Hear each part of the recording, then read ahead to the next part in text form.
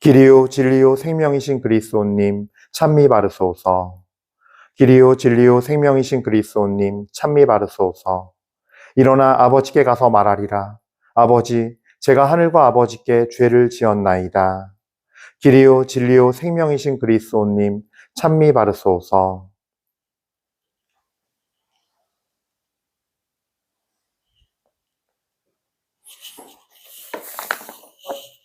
주님께서 여러분과 함께 또한 사제의 영과 함께 루카가 전한 거룩한 복음입니다. 주님 영광 받으소서. 그때 세리들과 죄인들이 모두 예수님의 말씀을 들으려고 가까이 모여들고 있었다.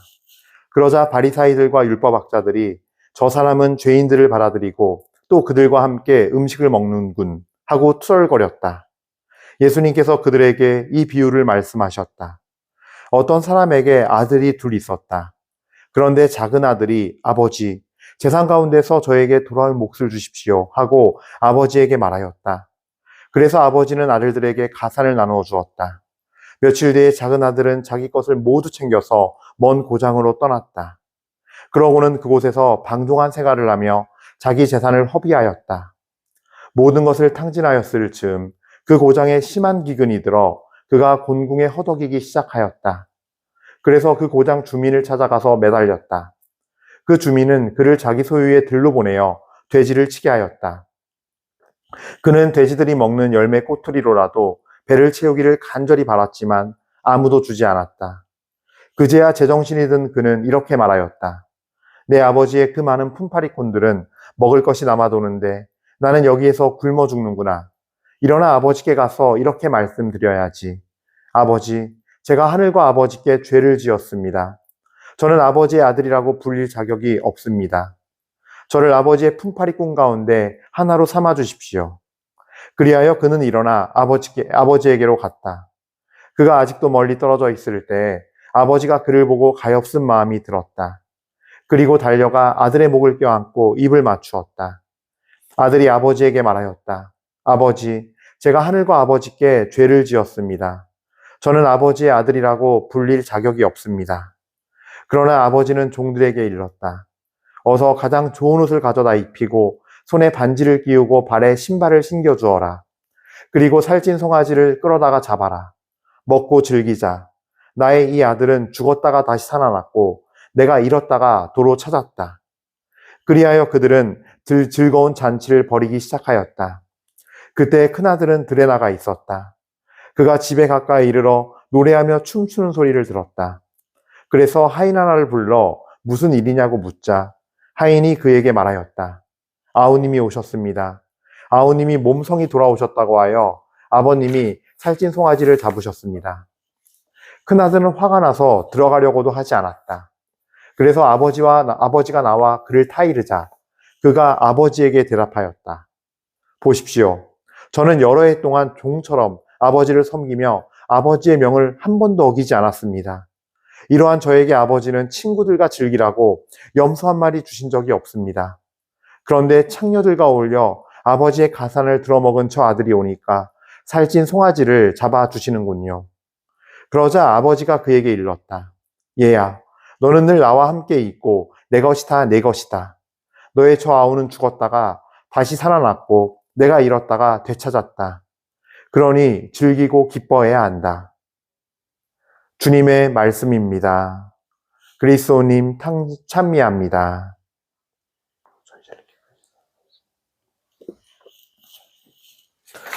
찬미 예수님, 은요 1830 교우 여러분, 네. 오늘은 사순 제2주간 토요일입니다. 오늘 이미사 중에 보니까 우리가 이제 너무나 사실 유명하고도 그러니까 너무 유명하면서 사실 아름다운 복음이죠. 그러니까 루카복음에서 가장 아름다운 복음을 꼽으라면 저는 이거 꼽거든요. 이거하고 이제 엠마오의 두 제자. 그다음에 루카복음인 것 같은데 저는 과부의 헌금, 네 두 잎을 넣은 과부의 헌금 이렇게 세 편을 꼽는데 그 중에 뭐 가장 원탑이죠. 사실은 하나님의 어떤 대자대비하심, 그 크신 자비와 그 크신 당신의 사랑에 대한 어떤 복음인데요. 근데 저는 한편으로는 이 복음 묵상할 때마다 저는 이 큰아들과 아버지와의 대화에 더 많이 묵상을 하게 돼요. 정말로 큰아들에 관한 이야기가 있기 때문에 이 복음이 하느님이 얼마나 대비하신지, 또 얼마나 그분의 사랑이 크신데 우리들이 다양한 자리에 있으면서도 얼마나 하느님의 그 크신 자비와 사랑 안에서 못 살고 있는지를 극명히 보여주는 복음이라서 사실 이 복음을 너무나 사랑합니다. 전 큰아들의 이야기 때문에 더 묵상을 많이 하게 되고 더 하느님의 자비에 대해서 또 우리들의 모습, 그 하느님의 크신 자비와 사랑을 깨닫지 못하고 아버지의 사랑과 자비를 누리지 못하고 사는, 그 은혜를 누리지 못하고 사는 우리들의 모습을 묵상하게 됩니다. 사실 우리가 살면서 이 작은 아들이 된 적도 있고 큰 아들이 된 적도 사실은 있어요. 그거를 내 신앙생활을 잘 돌아보고 나의 삶을 잘 돌이켜보면 그렇습니다. 근데 사실 저는 이 작은 아들에 대한 체험을 예전에 아주 부끄러운 저의 행동을 통해서 어린 시절 통해서 이제 체험을 한 적이 있고 그 일이 너무 두고두고 마음에 남기 때문에 하느님의 용서가 이런 거겠구나라고 처음으로 살면서 체험한 거는 어린 시절의 얘기예요. 사실 제가 되게 부끄러운 일인데 이제 한 9살 때였나? 한 초등학교, 지금 초등학교 이제 2학년이죠. 근데 그때 이제 어릴 때 좀 죄를 짓는 방식들이 이제 조금씩 생기기 시작하는데 제가 그때 아주 잘못된 도벽을 갖게 됐어요. 그래가지고 가게에서 물건 훔친 거예요. 근데 이제 안 걸렸으니까 괜찮은 줄 알았는데 그걸 가게 주인이 몰랐겠어요. 이게 여러 번 반복되니까 딱 잡은 거죠. 그래가지고 그날 아직도 기억나는데 오후에 낮에 잡혔는데 저 저녁 해 질 때까지 정말 저녁 때까지 손 들고 서 있었어요. 그 가게 저 구석에서 서 있었고 혼났고 또 하필이면 그날 형이 이제 친구들이랑 가다가 본 거예요. 저희 형이. 형이 엄청 저한테 화를 내고 당연히 형은 창피하고 형 입장에서는 뭐 잘못했으니까 당연히 혼내겠죠. 엄청 혼을 내고 그냥 갔어요. 형은 친구들이랑 뭐 일이 이제 있었으니까 또 형도 뭐 그래봤자 이제 뭐 저보다 2살 위니까 그때 형도 어렸고 저도 그랬고 그리고 이제 해질 무렵이 되니까 이제 어머니하고 아버지가 온 거죠. 그래서 가게 그 주인님한테 사장님한테 엄청 잘못했다고 죄송하다고 하고 이제 뭐 돈 다 변상하고 그리고 이제 저 집에 갔는데 그때 이제 좀 난 죽었구나 이제 쫓겨나는 거 아닌가? 얼마나 아빠한테 혼날까? 이제 이 생각부터 하면서 들어갔지요. 당연히 잘못하면은 엄마 아빠가 혼내니까 매를 대니까. 그리고 또 너무나 이건 차원이 다른 어떤 잘못이었으니까. 그래서 이제 기다리고 있는데 엄마 아빠가 들어가시더라고요. 방에. 안방에 들어가셔서 뭐가 좀 이렇게 대화를 좀 나누신 것 같아요. 무슨 얘기가 오갔는지 전 전혀 모르겠어요. 근데 이제 엄마가 딱 나오시더니 저한테 앉혀놓고 그냥 하나씩 차분히 물어보시더라고요.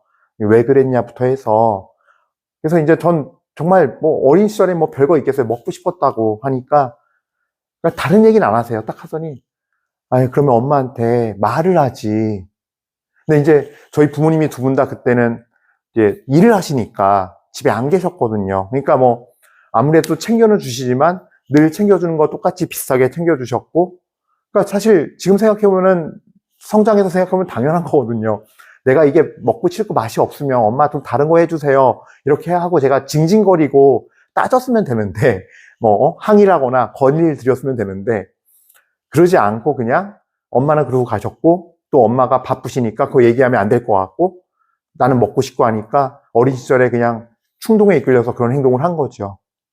그러면서 그때 정말 전 아주 그냥 다리 몽둥이가 부러지게 맞을 줄 알았거든요. 사실은 내가 이렇게 큰 잘못을 저질렀으니 우리 아빠가 날 가만둘까 이게 너무 컸는데 뭐 잘은 모르겠지만 지금 생각하면은 아마 그런 대화를 나누고 그냥 당신이 얘기하는 것보단 내가 나가서 아이를 좀 잘 달래고 아이를 잘 부드럽게 안아주겠다 해가지고 이제 햇볕 정책을 쓰신 것 같아요.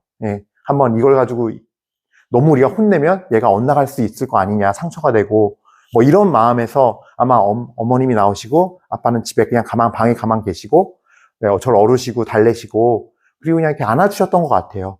그 기억이 되게 많이 기억에 남아요. 그래서. 그리고, 부끄럽지만 어디 가서 그냥, 뭐, 첫 분당에서부터 이건 강론 때 했던 거예요, 그냥.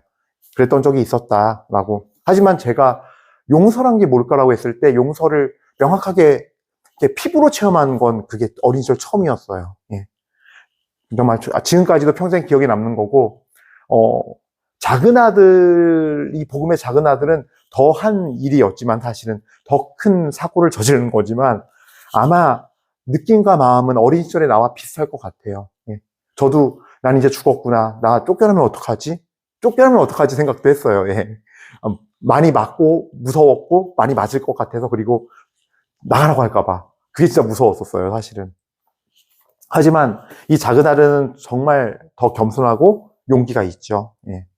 그리고 그 뒤에도 이제 에피소드가 있는데 사실 그게 좀 소문이 나가지고 어떤 친구 하나는 절 놀렸어요.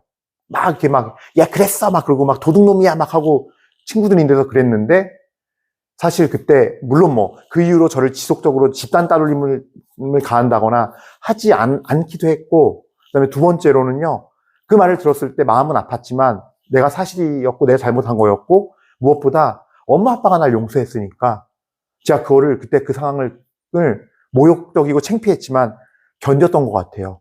그래서 그렇게 그게 큰 상처는 남지 않았고 그 친구 지금 얼굴도 이름도 기억 안 나요 사실은. 예. 기억도 안 나요. 그러니까 이제 뭐 상처가 되진 않았죠. 예. 어쨌든 그게 용서의 힘인 것 같아요. 왜 내 엄마 아빠가 나를 용서했고 날 받아주셨으니까 내가 갈 곳이 있으니까 예. 그런 체험도 그 기억이 납니다. 그게 아마 회개하고 들어갔을 때 하느님께서 날 안아주시고 용서해 주시는 하나님의 힘이란 거를 지금에는 그 어린 시절에 내가 이걸 피부로 그렇게 체험했구나라고 느끼고 있어요. 근데 오늘 복음에서 이 작은 아들의 마음을 우리가 본받아야 돼요, 정말로. 예. 그냥 하나님 앞에 갈 때는요, 다 내려놔야 돼요. 저는 감히 하늘과 아버지 앞에 아버지의 아들이라 불릴 자격도 없습니다. 예. 다 던져버리는 거예요, 이렇게. 주님, 제가 사고치고, 일 다 치고 지금 당신 앞에 갑니다. 예, 제가 다 그냥 이제 와서 정말 염치 없이 수습해달라고 합니다. 주님, 제가 무슨 자격이 있겠습니까? 주님, 저를 용서해 주시고 받아만 주십시오. 예. 무슨 아들입니까? 제가 저 같은 놈이. 근데 이런 마음이 있어야 되는 것 같아요. 시편에 보면요, 다윗이 바세바와 간통하고서 죄를 졌을 때, 주님께서는 낮추인 마음을 낮추하니 보시나이다. 라고 하지 않았습니까? 정말 낮추인 마음을 낮추하니 보시고 높이 보시는 분이시기에, 예, 오늘 시편에 우리 화답송 말씀처럼 하늘이 땅 위에 드높은 것처럼 당신을 경외하는 이에게 자애가 넘치시네. 해 뜨는 데서 해 지는 데가 먼 것처럼 우리의 허물들을 멀리 치우시네. 예. 그분이 우리의 죄값대로 갚기 시작하면은, 예, 정말 그렇게 정의롭고 공의롭기만 하신 분이라면 우리는 아무도 살 수가 없어요, 주님 앞에 사실. 그래서 우린 살면서 정말 작은 아들의 이 마음을 본받아야 되지 않을까. 작은 아들이 지닌 이 마음. 예. 그리고 또 우리 하나님은 그러세요. 이렇게 작은 아들처럼 제가 하늘과 아버지께 죄를 지었고 저는 감히 아버지의 아들이라 부릴 자격도 없습니다. 그저 저를 품파리꾼처럼 여겨주시고 저를 받아주십시오라고 했을 때 아버지는 그 죄 너머에서 그 죄 너머로 사실 아버지는 팔을 벌리고 기다리고 계시는 아버지심을 우리가 굳게 신뢰했으면 좋겠어요. 그래서 죄책감에 빠져서 더 큰 죄책감에 의해서 뭐 정말 더 큰 죄와 더 큰 부정적인 감정을 갖는 거는 예, 죄의식이라 그러죠. 죄책감과 죄의식은 죄지만 그 죄 너머에 계신 팔을 벌리고 안고 계신 주님께 대한 희망을 두고 그 자비하심에 온전히 신뢰하는 것은 회개거든요. 예, 이것이 차이가 아닌가 싶어요. 예, 그리고 하나님은 그럴 때 사실은 이미 우리 옆에 계셔서 우리를 안아줄 준비를 하고 계시고 안아주시거든요. 그 신실하신 그 사랑 지극하시고 대자대비하신 하나님의 마음을 잊지 않았으면 좋겠습니다. 그래서 다음 파트 넘어갈게요. 큰아들 얘기인데요. 사실 이 부분이 걸작이에요. 여러분, 매 주일 미사를 성실히 나가고 주일 미사를 넘어서서 매일 미사를 성실히 나가고 매일같이 아침 저녁 기도를 성실히 드리며 정말로 기도의 자리에서건 어느 자리에서건 봉사의 자리에서건 본당 봉사가 됐던 봉사는 아니지만 다른 주님의 좋은 선행을 하는 봉사가 됐던 내가 그렇게 열심히 사시는데 내가 살고 있는데 예, 자유로움이 없나요? 마음에 주님의 크신 자비와 사랑이 항상 느껴지면서 가득 차서 살아가나요? 내 상황이 공분하고 이건 내 상황이 공분하고 어렵게만 느껴져서 벽처럼 느껴지는 상황일지라도 기쁨과 평화가 있나요? 예. 아마 미사를 나가는데도 기쁨과 평화가 없을 수도 없고, 정말 내 삶에 내가 주님을 이렇게 열심히 믿는데 내 앞에 있는 일과 걱정거리, 문제들 때문에 짓눌려 있진 않나요? 예. 이렇게 물어보고 싶었어요. 우리 큰아들 잘 봐야 돼요. 큰아들과 아버지의 이 대화가 명작이에요. 예. 여러 해 동안 저는 종처럼 아버지를 모셨는데, 그리고 저는 아버지의 명을 여긴 적도 없었는데, 저한테는 친구들과 즐기라고 염소 한 마리도 안 주셨군요.